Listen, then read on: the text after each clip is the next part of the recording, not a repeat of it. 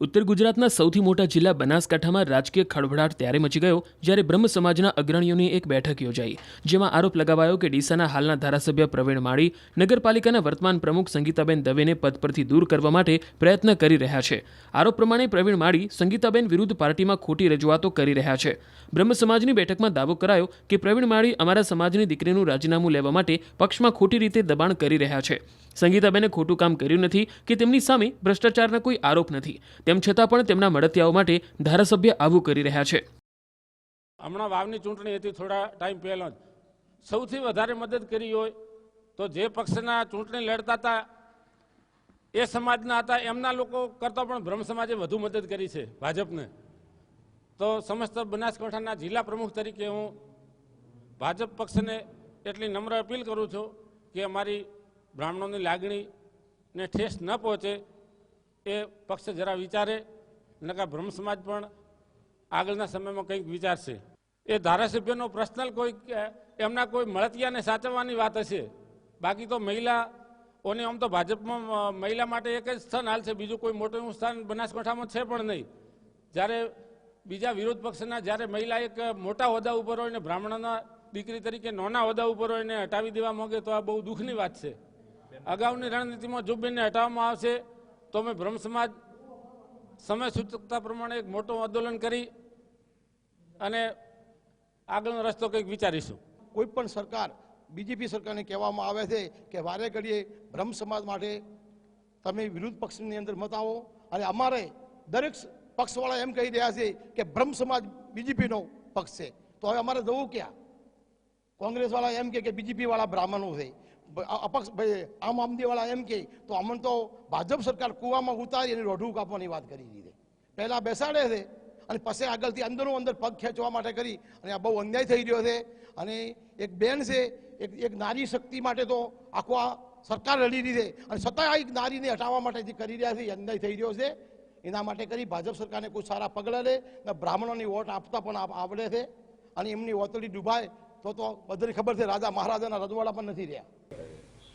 એમાં એમને કોઈને બનાવવાનો છે આ જગ્યા છોડીને, આમનું રાજીનામું લઈને બીજા કોઈને એમને કંઈ ગમે તે કારણોસર કોઈને પ્રમુખ એમનો માણસને બનાવવાનો છે. અને કેટલી નગરપાલિકાના બીજા પણ ઘણા પ્રશ્નો હોય છે, એટલે કંઈક રાજીનામું માગ્યું છે, એટલે કંઈક બીજું કારણ છે, બધા જાણે જ છે. અગાઉના જે અમારા ધારાસભ્ય ચૂંટાયેલા મફતભાઈ હોય કે ડીસાના શશિકાંતભાઈ હોય, એમને ક્યારે બીજા ટર્મમાં રિપીટ કરવામાં આવ્યા નથી. બ્રહ્મ સમાજ વર્ષોથી ભાજપની સાથે રહ્યો છે, અને અમારી એ કંઈક લાગણી છે કે એમને કોઈપણ સંજોગોમાં આ ટર્મમાં પૂર્ણ કરે એ માટે અમારી લાગણીને ધ્યાનમાં રહી અને પાર્ટી વિચારવું જોઈએ. બ્રહ્મ સમાજની બેઠકમાં ચર્ચાયેલા મુદ્દામાં એવો પણ આરોપ લગાવાયો કે પ્રવીણ માળીના કારણે જ ભાજપે બનાસકાંઠા લોકસભા બેઠક ગુમાવવી પડી. આ મુદ્દામાં પૂર્વ ધારાસભ્ય શશિકાંત પંડ્યાનો ઉલ્લેખ કર્યા વિના લખવામાં આવ્યું કે અગાઉ બ્રહ્મ સમાજના અમારા આગેવાન ધારાસભ્ય હતા, તેમને વાવમાં મૂક્યા તો ગેનીબેન ઠાકોરના ગામમાં પણ તેમણે લીડ અપાવી. જો કે આ મુદ્દે પ્રવીણ માળીના સમર્થક બ્રહ્મ સમાજના આગેવાનોએ પ્રતિક્રિયા આપતા તમામ દાવાઓને નકારી કાઢ્યા અને દાવો કર્યો કે ભાજપે બ્રાહ્મણ સમાજને ખૂબ આપ્યું છે, અન્યાયની કોઈ વાત નથી.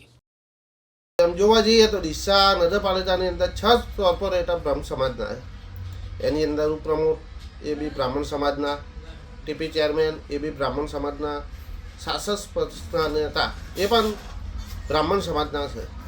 એટલે આ વાત ખોટી છે કે ભાઈ ધારાસભ્યને ભાજપ સંગઠન બ્રાહ્મણ સમાજની વિરુદ્ધમાં છે. ભારતીય જનતા પાર્ટી બ્રાહ્મણ સમાજને ઘણું બધું આપ્યું છે. હાલની નગરપાલિકામાં ડીસામાં ભારતીય જનતા પાર્ટીના 6 કોર્પોરેટર ચૂંટાયેલા છે, સાથે પક્ષમાં પણ મોટી જવાબદારી છે સંગઠનમાં, અને ડીસા નગરપાલિકાના ઉપપ્રમુખ તરીકે તથા પક્ષના નેતા તરીકે અને ટીપી કમિટીના ચેરમેન પણ બ્રાહ્મણ સમાજ પાસે છે. એટલે ઘણી વખત આવા પાયાવિહોણા મેસેજ લખી અને વિડીયો મૂકી અને બંને સમાજ વચ્ચે અને ધારાસભ્ય તરીકે એમને બદનામ કરવાનું કાવતરું હોય, એટલે આવી વાતોમાં વધારે ધ્યાન આપવું નહીં.